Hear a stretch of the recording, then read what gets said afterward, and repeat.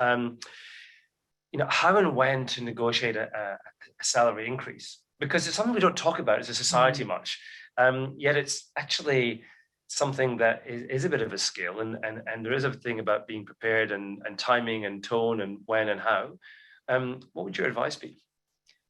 It's a great question. So I'm going to, I guess, talk about this, from both perspectives. So, personally, as an employee looking for, when did I feel, or when do I feel that may be the right time, but also from the perspective as a manager. Yeah. So I think, once again, I think the starting point is performance. I think if you're not delivering to the functional requirements or the requirements of your role, then that's probably not a good place to start. I've found that the best junctures to seek pay increase, and most often when you're changing roles. So whether it be, obviously, there's a big opportunity when you're leaving an organization, but within an organization, when you're have that opportunity for promotion or for a role change, those are the windows where I think there's more flexibility for an organization to support an increase sort of, beyond what's in their structured box. So I think the first thing is, if you don't ask, you don't get. And I don't think anyone is ever going to think poorly or be dismissive of an individual if they're asking. So really, if you think that you're, undervalued in terms of what you're being remunerated on, then I think the first thing is don't be afraid to ask. But I think it's not just a scattergun approach. I think it's how do you make sure that benching against your peers and benching that the request is well founded, and then those junctures, whether it be at performance review windows or also when you're changing roles, that are those good opportunities to seek it.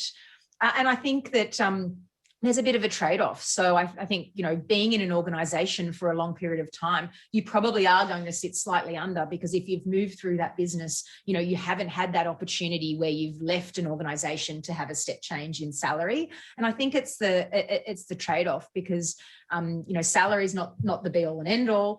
There are other factors, in your overall happiness in a role, or enjoyment in your work. But don't be shy. Don't be afraid to ask.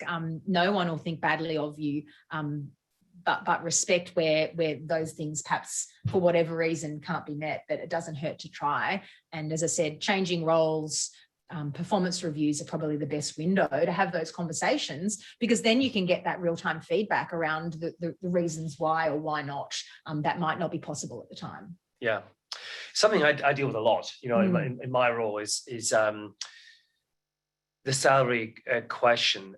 And actually, we've got a whole podcast on this separately, but on the Your Future in Sales and Marketing podcast, we talk about how and when to negotiate salary based on a Harvard Business Review white paper that came out, which was actually pretty poorly written, I thought, which is really unusual for them because they're normally great. Yeah. But we kind of debunk that report a bit, but give some great advice. But if I can sum up a couple of things in that from that podcast, part of it is timing for sure. But it's also perspective. I think it works both ways, because you as long as you're in the bracket for your role, that's great. Don't stress it. And because if you're overpaid, actually, it becomes very difficult then to make a move. That's right. So don't be hell bent on raising salary beyond where the role actually is. Make sure you're in the right space. The conversation has to be holistic. It has to be, if you're out, then why, and give perspective and data points and so forth. But if you feel the time is right to negotiate an increase, then talk about it in terms of actually what's why and what's in it for the business as much as for you. But but don't sit and just fester over it. Yes. And don't leave a business because of it. Yes.